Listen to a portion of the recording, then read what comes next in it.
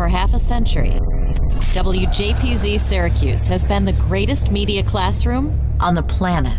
We've trained students from the 1970s to the 2020s on how to run a professional radio station. But the lessons learned and relationships formed go far beyond studios and transmitters. Taking a look back through the eyes of those who experienced it. This is WJPZ at 50.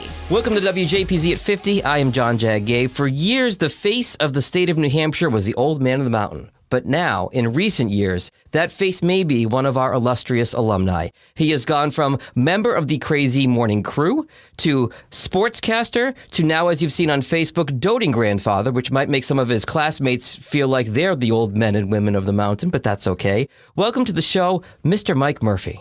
Jag, unbelievable intro. The way you tied it into our iconic old man of the mountain. Still too soon. Almost 20 years since he fell.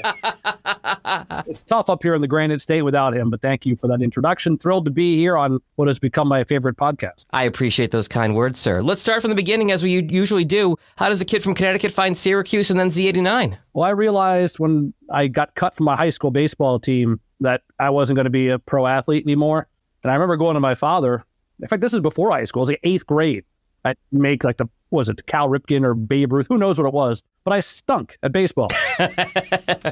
Sports was all I really cared about at the time. And my father said, well, now what? Right? I don't know. I want to get a job and be in sports somehow. And somewhere along the line, we're watching TV and the people broadcasting the games, he goes, those guys, they went to college for that, to be broadcasting sports. So then this light went off in my head. Okay, where did this person go? And that's Barb Albert. And there's Bob Costas. And inevitably, more and more names you'd see, Syracuse University was the name connected. All right, sportscaster going to Syracuse. One more for the tote board. We have a tote board in the studio for the podcast. Continue. So that's how I found out what because Syracuse was simply a team I cheered against as a kid. I was a St. John's fan growing up. Chris Mullin, loved the Big East. I would have guessed UConn. Okay. Well, I became a UConn fan when I realized UConn was in Big East. It wasn't like I was watching every game, but then all of a sudden Clifford Robinson, and I was like, wow, I'm in Connecticut and UConn has a Big East team. So like 1989, 90, I'm a big UConn fan. They had that great run. R.I.P. to the Big Monday and Big East and Sean McDonough of Syracuse calling the games and all that, yeah. But then once Syracuse became the destination, I said, that's it. I want to go here, apply here, became a Syracuse fan. Billy Owens, we lost to Richmond. Often running disappointment with Syracuse, except for 20 years ago. That was it. Like I pretty much decided Syracuse is where I wanted to go from there. And even though we moved from Connecticut to upstate New York and Rochester, only an hour away. Okay. This is perfect. Yeah. And then we moved to Naperville, Illinois. Oh, jeez. While I was a junior in high school. But Syracuse was always the focus. And luckily, I got in there, and that's where I went to college. So you get to campus, and then how is it you find Z89? Yeah, I listened. A lot of people have unbelievable photographic memories. I don't know how you do that. I'm guessing it was one of those, because Z89 back then did a great job of you post up, hey, come to this seminar about the student radio station. And everybody shows up, and there's a massive auditorium, and you learn about the different departments. And again, sports was all I cared about. Boom, learn about sports. Show up at the first sports meeting. Huge auditorium again of just people wanting to be sportscasters. The sports director was Jen McClain. So my original idol, it's like unbelievable. There's Jen McClain. Wow, how is she? Because when you're a freshman in college, anybody who's above a freshman in college seems like an adult. Oh, yes, absolutely. Absolutely. Yeah, it staggered my mind to think I could try out for this. And I did. We all had to submit a tape for the hope of getting chosen for Sportscast.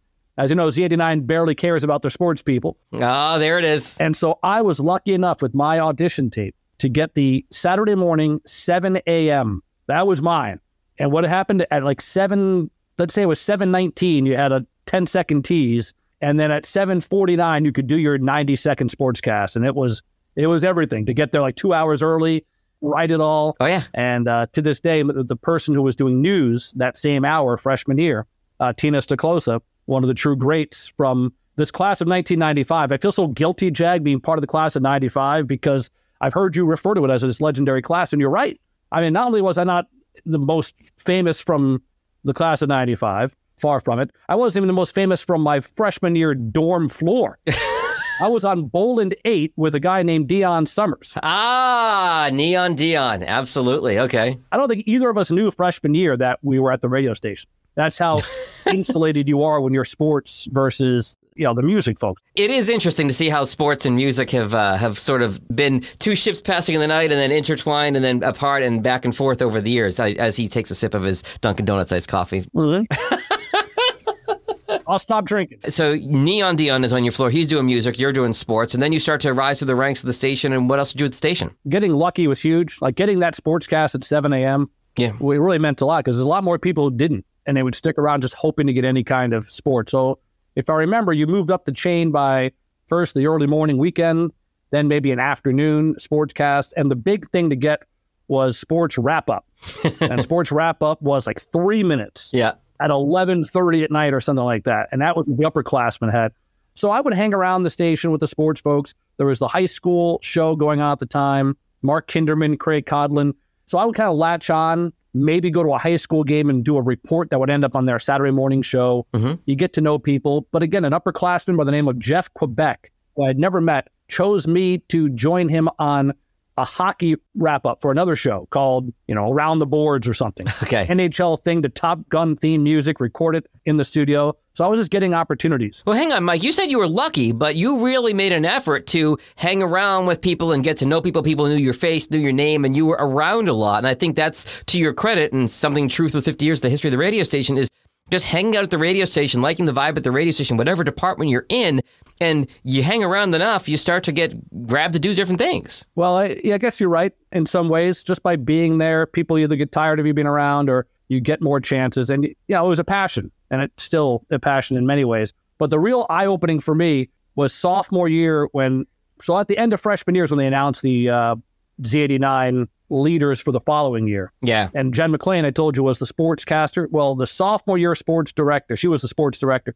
Sophomore year, it was Ryan Raffensperger. Mm-hmm. And Ryan was a dear friend, still is to this day. He was the guy I looked up to the most because we both had long-term girlfriends that we brought to college. They weren't with us at college, so we kind of commiserated as that's a different type of thing to have going on when you're that age. He was so poised, even though we're the same age, and he would be the leader when all the freshmen would make our way to Z89 sports meetings. But when he decided, I'm going to run for sports director, we're like, what? You're just a freshman. No way you could get it. And when he was awarded that sports director job, it changed everything in my eyes. Like, wow, anything is possible. And luckily, then I got into the broadcasting of the Orange women. Mm-hmm. We did those games, so play-by-play.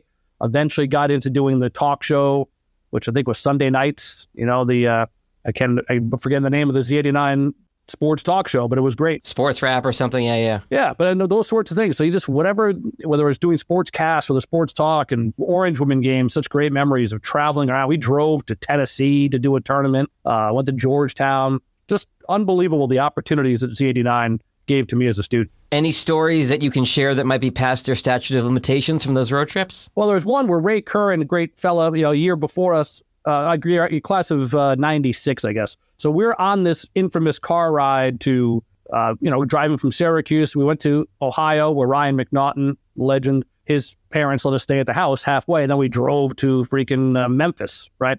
Yeah. But as we're going across the Mississippi River, Ray Curran's hat had blown off his head. And he turned around. It fell in the back seat, but we told him it went out the window. And hat's in the river. And he goes, what? My Yankee hat? It's in the Mississippi? Hey, my hat's in the Mississippi. He was so excited. He was disappointed when it ended up, back in his lap. Oh, my God. But, jumping ahead to stories I could tell, somehow I ended up on the Crazy Morning Crew. Yeah, I want to hear about this because Steve Donovan and others have talked about this in previous episodes. Tell me about your experience on the Crazy Morning Crew. Just so overmatched. I don't know why I'm on that show to begin with, but I mean, Steve Donovan might be the funniest human being I've ever met. And to be able to get up in the morning and hang with him, and he told some of the good stories about scrotal face and everything else. But I remember this was even without Steve. I think Ryan McNaughton was certainly in the room, and maybe Steve was. We used to have Rabbi Rappaport come in, part of the morning show. And for whatever reason, there was a Syracuse Crunch player because the Syracuse Crunch AHL hockey team came into existence while we were at Syracuse. Oh, okay. So all these dumb college kids all of a sudden have a professional hockey team in addition to the Chiefs baseball team and the Orangemen. So we had all these things to cover. But there was a player named Brent Tully. I couldn't tell you if Brent Tully ever made the NHL, what he's doing now. But I don't know why he did it. He'd agreed to come on once a week on the phone. Okay. We'd talk to this guy, and he was struggling, or the team was in a losing streak, or whatever the case was. He'd come on, and Rabbi Rappaport gave a blessing to him, trying to snap his streak. And at the same time, we decided we were going to eat Captain Crunch in the studio to help break this curse. Of the Syracuse Crunch, okay. And so Rabbi Rappaport eating Captain Crunch, and he got some of the milk in his beard. And I'll never forget Ryan McNaughton saying, let me help you with that, right? And like, wiping the milk out of the rabbi's beard will just forever be etched in my memory as a wonderful thing. All tied together, religion, AHL hockey, and whatever reason I went with the name Prince of Darkness on the radio, which is horrible, right? So you had Abe Froman and the Prince of Darkness together on the same show. The Sausage King and the Prince of Darkness makes sense, right? That's a ratings winner. Now you know why the format changed. So I always remember Rabbi Rappaport as having that Sunday morning show. I didn't realize he had done the morning show during the week with you guys. That's awesome. I think what happened was he was probably recording and we dragged him in. Like, we were that kind of crew. Like, and he was willing. Oh, yeah, that's true. I don't know why he was willing. Maybe we were likable then. It's strange. I remember sending Bill Abelson to McDonald's asking for the McDLT, which had been non-existent for years. So on the phone, live with the McDonald's, I'm like, insist on them. I said, put me on the phone. The Prince of Darkness wants cold side cold, hot side hot. And he's getting in this heated conversation with a poor kid working at 7 a.m. in McDonald's, you know, to get a McDLT. What was the McDLT? What was the D? I'm afraid to ask. What was the D? Well, the McDLT was basically a hamburger, but the box, I think the reason it didn't last is their whole pitch was the cold side stayed cold. In other words, you had the bun with the tomato, the lettuce, and the hot side stayed hot. And then you put the two together, and that way it was, like a barbecue burger. Ah. Right? Get it? So the McD is McDLT, right? McDonald's. Okay. The LT was lettuce, tomato. But it didn't last. I was insisting he get the McDLT because the hot side stays hot, cold side stays cold. Just great times, my friend. Great times.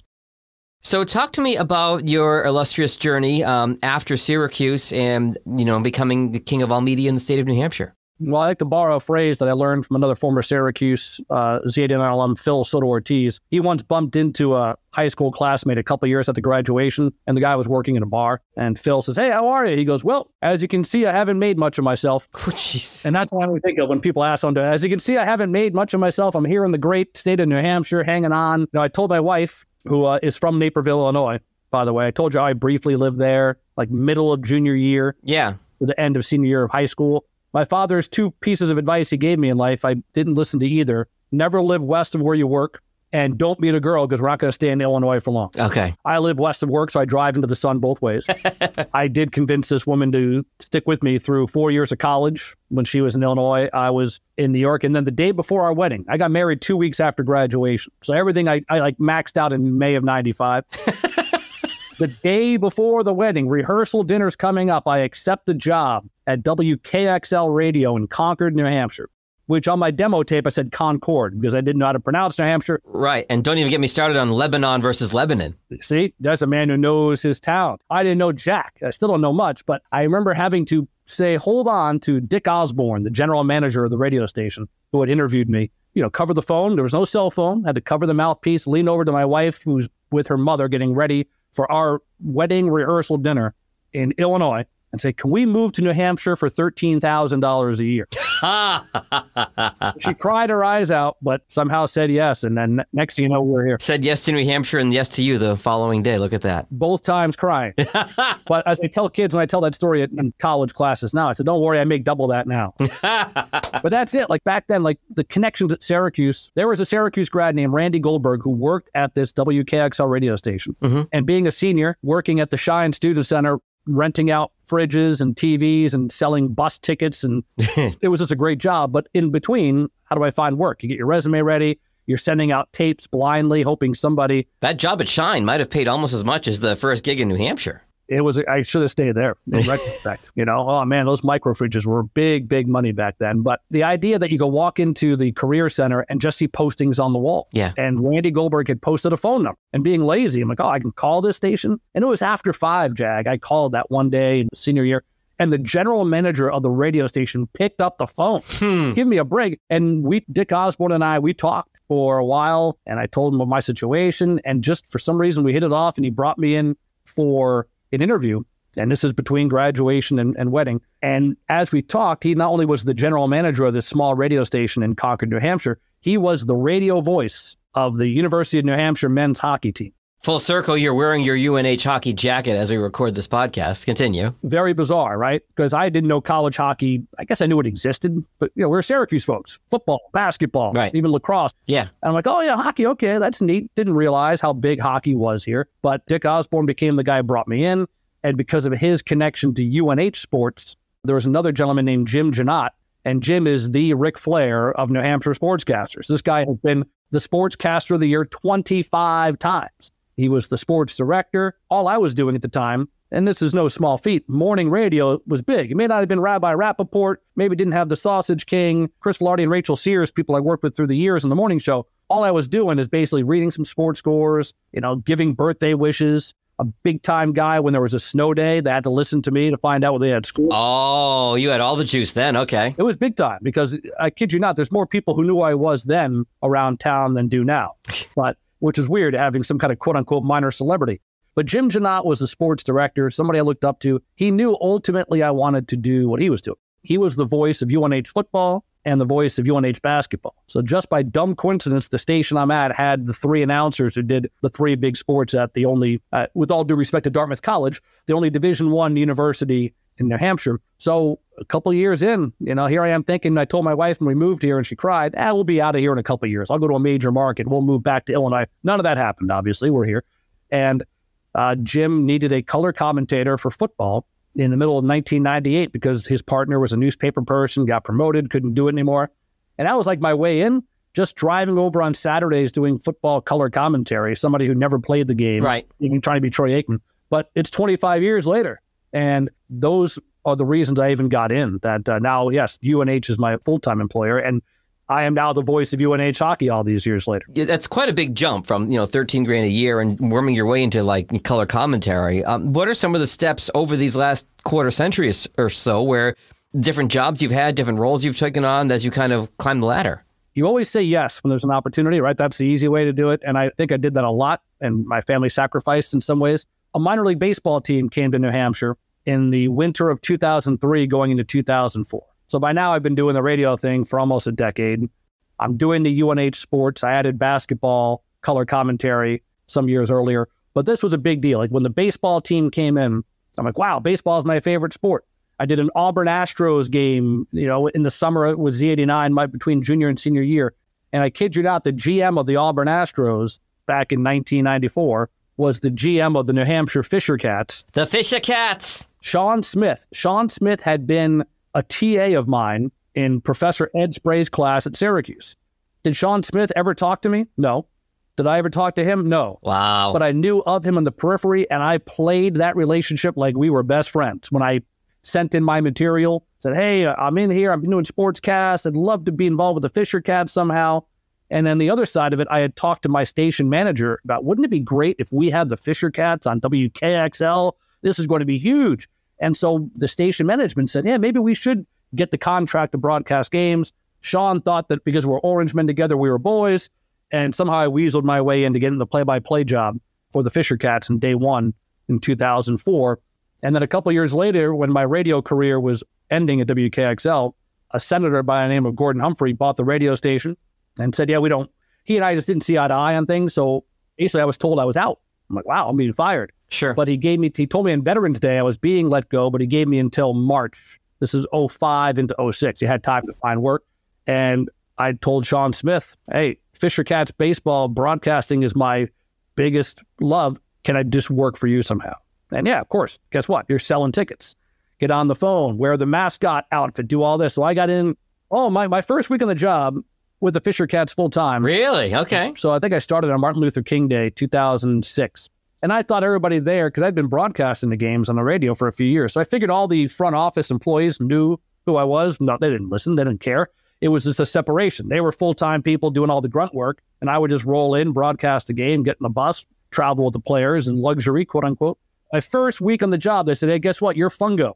I go, what does that mean? I had to put on the mascot suit and go to Pat's Peak, which is a ski mountain in Henniker for school vacation week. We're going to hang out with a bunch of kids at a ski mountain. I'm like, okay, well, I guess it's not too difficult. You ever put on a mascot suit, Jack? Can't say I have. It's usually quite warm from what I understand, but I guess if you're at a ski mountain, I get in January, that's probably not the worst time to wear one. It's warm, but it's also confining. So you are basically like horse blinders, the way this outfit was. Oh, yeah, okay, yeah. So I couldn't see much. I could see a little bit in front of me. Looking down was difficult. So I bring all that up because here I come walking out with the mascot, basically holding my arm, and I'm staggering as I walk, right? And I'm bumping into kids, and there's so many of them. But at the same time that the New Hampshire Fisher Cats were around, our big rival for fans in the Granite State were the Manchester Monarchs. Okay, yeah. They were the hockey team that came along in the early 2000s. They came first. There was a time where, believe it or not, Manchester, New Hampshire led the AHL in attendance. This was a hockey-mad region. And they had the coolest mascot, Max. Max the Monarch? Max the Monarch. He was a lion. He had his own sneakers, had his own snowboard. He's going down the hill doing tricks, and the kids going nuts.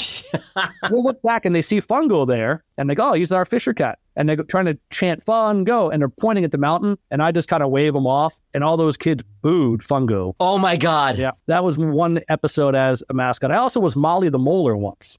Molly the Molar was the tooth that would clean off home plate with a toothbrush before the game. Sponsorship money, right? Sponsorship money. So, minor league baseball really relies on the college interns. Yeah. But they don't get to the team until early May after graduation. Well, in April, we're all kind of pitching in. So one day I'm Molly the Molar, and I wipe off the plate, and I'm running back to the dugout thinking I'd get back to the booth in time for the broadcast. And there was a pitcher named Gene Machi. Now, Gene was a reliever. He'd go on to the major leagues and have some success. But Gene would never talk to me when I was Mike Murphy broadcaster. I'd say hi to him. He would just ignore me. And they didn't speak he didn't speak English, so we could never interview. But, he did speak English, as I found out, because he thought Molly the Molar was a lady. And he's like, hey, mommy. And he's blocking my way. And like, oh my God. And I'm trying to show it. My arms are hairy. And he starts nodding on, yeah. And he thought I was like flirting with him. So I found out what it was like to be just, the object of a man's affection, even for like 10 seconds. And I used the toothbrush to kind of fight him off, and then went my way. And I was... That's a great story. Yeah, Molly the Molar and Gene. That's it. That's wearing these mascot costumes was. I learned how minor league sports works. So you're leading me into my next question, Mike, which is, things you learned at JP's that you applied to your career. Obviously, never say no. You mentioned that, and network and talk to everybody. Anything else that comes to mind from your time at Z89 that has served you well professionally in the last quarter century or so? All the mistakes I made at Z89. That's one thing that I love hearing the success stories, but I was a moron, right? The dumb things I would do. Oh, we all were at 20. We are, and we were given responsibility, some of us. I became the sports director of that station, and it was, I'm telling you, you understand this, but for some people, the auditorium is full of people who are just sports, and they're looking up to me. And I would do some dumb things. I remember when we had one of those recruiting, remember I told you freshman year when I first had my meeting, it was, wow, look at all this. How do I get involved? Well, when it was my time to present, I went up, there was a whiteboard, and I had my magic marker or whatever that was, and I wrote food, girls, sports. And I looked at the whole room, and I said, those are the only three things I care about. We don't have a food department, and we don't have a girls department, so I'm the sports director of the sports department. Come on and get involved. And, that's how I kind of... Oh, my God. So that was dumb, but just some of the decisions, the regrets, right? We all have regrets in life, and I'll share a few here. Mm-hmm. Ryan Raffensperger, I already told you, hero of mine, because he went from colleague, great friend, to the sports director sophomore year. He became the general manager of this place, and the things he dealt with that I didn't understand at the time, I'm still learning now, hearing Jeff Wade or Dan Austin or Jay Palladino talk about that stress that the real upper management of Z89 was going through. Time when I was just having a great time with the Sausage King and Rabbi Rappaport and Brent Tully. But it's eye-opening. But Ryan really wore the weight of this. And when he was the general manager of the radio station, I was the sports director, and I had this policy. If you miss a sports cast, you're suspended 2 weeks, right? Yeah. And one day he was sick, like he couldn't get in for his sports cast, and so somebody else filled in. I found out, rules are rules. I suspended the general manager for 2 weeks because he was sick, right? And he didn't kill me. He was obviously upset, and it was a bad move, but I had that one. Second big regret, Ryan McNaughton, unbelievable, great guy.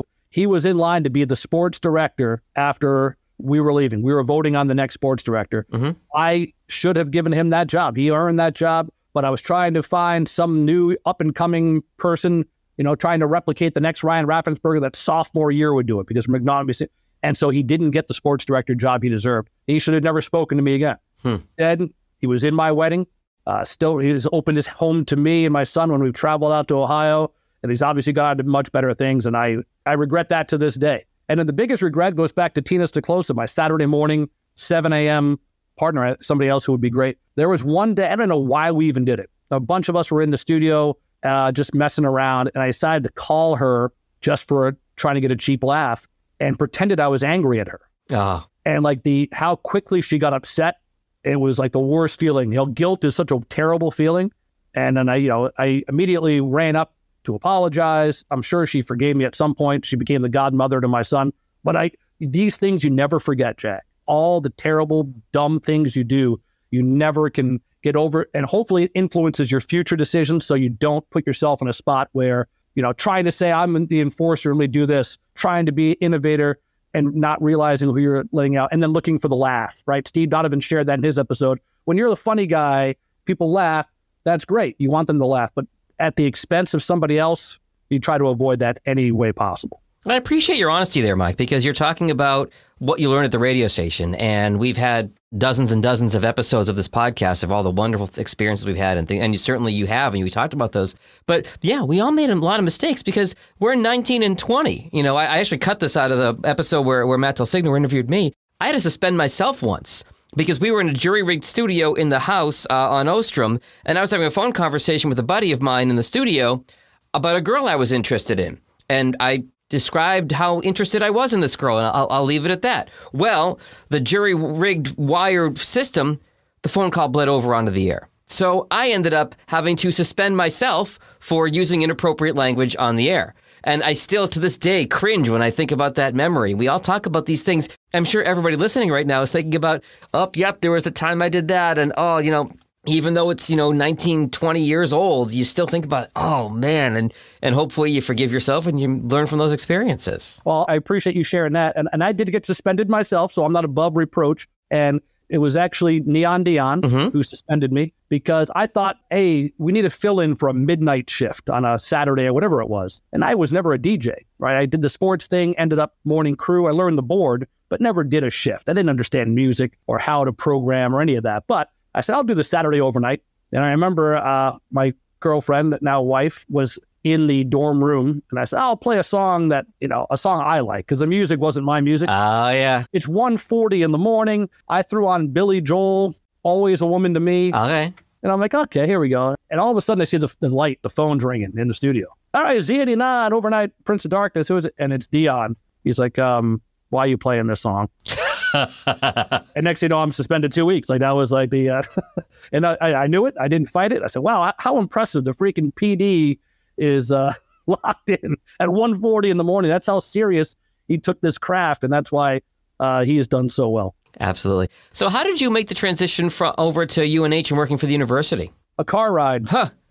In 2008, I was broadcasting football and basketball. I hadn't done hockey at all, but there was a Sunday afternoon game at St. Lawrence University, which is way upstate New York, and a long distance from UNH even. So at a noon football game on a Saturday, they said, hey, we need a fill-in play-by-play announcer for the hockey game tomorrow. Any chance? Because a regular guy couldn't do it. He was doing some TV work. He had really moved on to Dan Parkhurst was a name that was doing games at ESPN and other.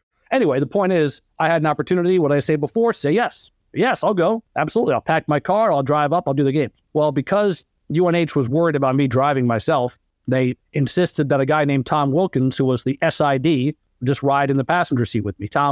He was number 2 in the department, a younger guy. I was working as the Fisher Cats director of media relations at the time. That job that started off as wearing the mascot suit and making sales calls. Eventually, I was doing press releases and writing game stories. So anyway, we're in the car together, and it's like a 6 to 7 hour drive in October of 2008. I remember because the Rays and the Phillies were in the World Series. That's how I was my date. Yep. But that's how a lot of us sports guys do it. Okay, what was the World Series that year? Because that must have been that year. That was the Super Bowl. Okay, yep, okay. Right. It was easier to know what happened in 1988 versus 2008 because I knew sports better then. But the point is, you're in a car with somebody that long. You share hopes, dreams, talk about your careers, and along the way, it's like, oh, wouldn't it be great if one day, at this point, I'm like, I'm getting tired of the baseball grind. I'm traveling to Altoona, Pennsylvania, and Binghamton, New York, and Reading year after year after year. I'm not getting better to be like a major league broadcaster.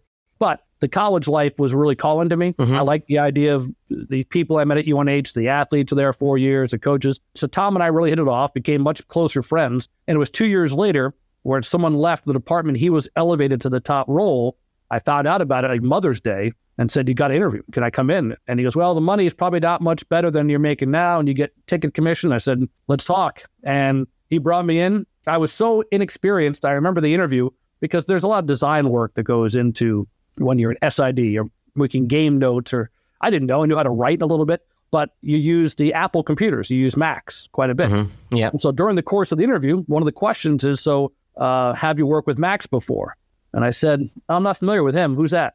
So I didn't know in computers. Yeah. And yet they still hired me. And then I got in here the summer of 2010, learned the college. It's a lot different. And this is 13 years working in college, and I love it. Ironically, I had to give up the broadcasting when I came here. You have to stop broadcasting football if you want to work here full time. Okay. And I said, okay, well, it's worth it to me. You know, the broadcasting's great. Maybe I still can do a little bit on the side, but I did give it up, kept doing the basketball. And then a few years later, the hockey, they started to realize, oh, you know what? Maybe we can use you on the air. You can do both. And, oh, we're going to do some TV games in NBC Sports Boston. Why don't you jump on and do that?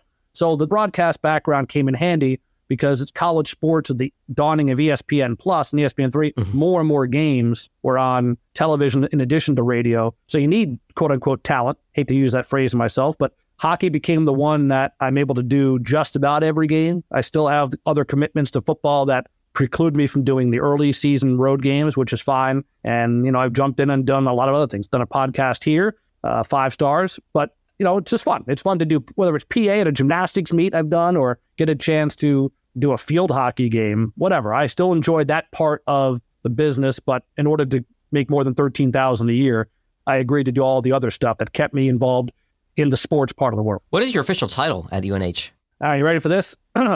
Associate Athletic Director for Marketing and Communications. Wow, that's a mouthful. Okay. We love our titles. I've always been interested in play-by-play. I've always been a sports guy. It's always seemed to me that of the 4 major sports, hockey's the hardest to do because it seems like it moves so fast. True or false? I'd say true. Okay. It's a struggle for me, and it's weird because most of us are our worst critics, right? You're like, oh, God, why'd I say that instead of this?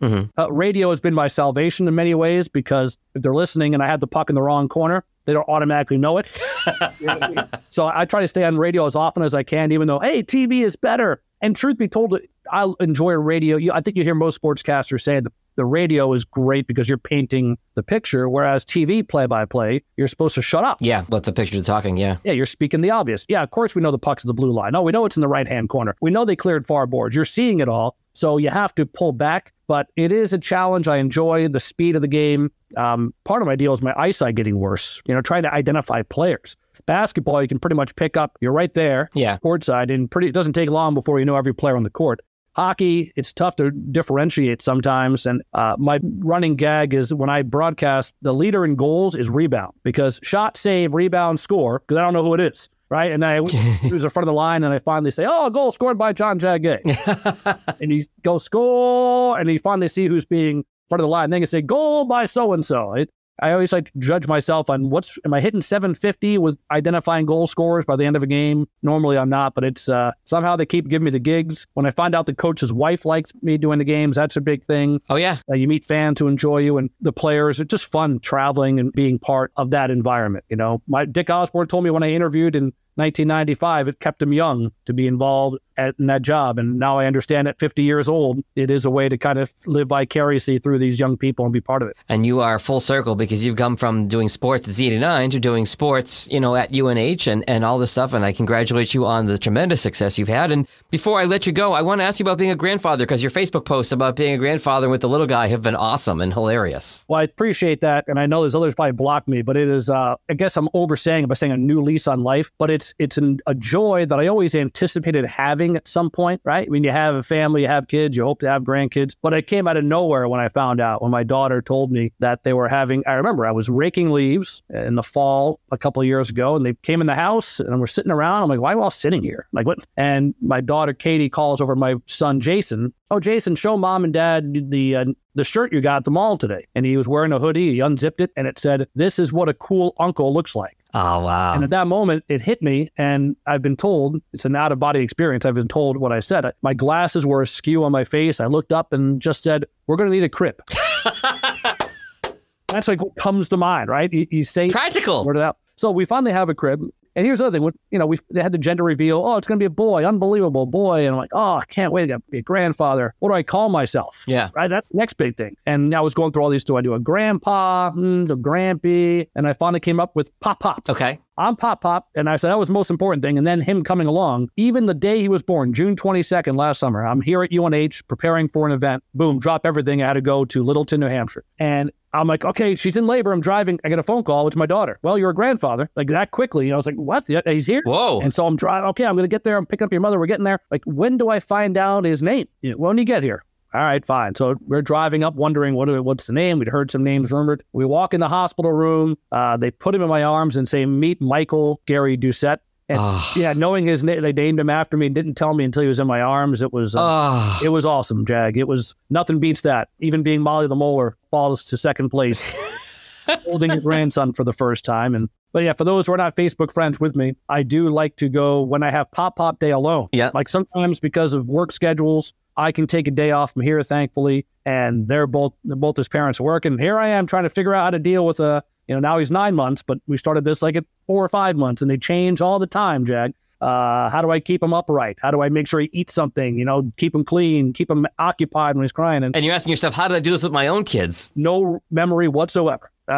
Somehow we did it all those years ago, and it was a blast then. But he is, it has been a joy, and the videos will keep coming. And I do hear from Z89 people a lot on the posts, and that's fun to see. And I think there are some people who really enjoy it. I know it's not TikTok; it's still old school Facebook, because my parents who don't travel as much as they did, they can watch and see what their great grandson is doing. It's hard to believe. Yeah, that's where we are now. But it's fun, and for me, it'd be something to share with him as he gets older. Look what you look like at this age, and at this age, and it's almost like a running diary that I hope one day he'll just always have. And hopefully, Facebook doesn't go the way of MySpace, and at least stays around in some way, shape, or form when he's old enough to save it to a Google Drive or Apple album, just in case, for sure. So we'll timestamp this. We're recording this on April 11th, so I'm sure you'll have even more stories and more Facebook posts by the time this episode publishes. I hope so. Hopefully by the time I make it on the air, he'll be the one driving me around town. But right now, it's been a lot of fun pushing him on the stroller in this tiny town of Littleton, New Hampshire, where I don't live there, but I see the same people on the same walks all the time. And I feel like I know these folks now, because I'm the old man with the baby that sometimes they go, "Hey, your son's cute." And I feel like a young guy again. Well, you're only 50. I mean, it's possible it could be your son, yeah. Yeah, exactly. Or I could have kidnapped him, too. I look that creepy. So you never know how the people you see are going to react to you, Jag, So you're schlepping up from Concord to Littleton, which is about an hour and a half or so? Yeah, hour 20. Hour 20 notch. My best friend that I grew up with had a timeshare at Midderso Alpine Resort in Franconia Notch. So I know that area quite well. That's beautiful. Yep, up in Cannon. That's I'm almost there by the time I get to that area. There you go. Awesome. Mike Murphy, thank you so much for spending some time with us today. This has been a lot of fun, as I expected it would be. Appreciate it, and we'll talk to you soon. Thank you, Jag. The WJPZ at 50 podcast is created entirely by the staff and alumni of the world's greatest media classroom. It's hosted by John Jag Gay, class of 2002.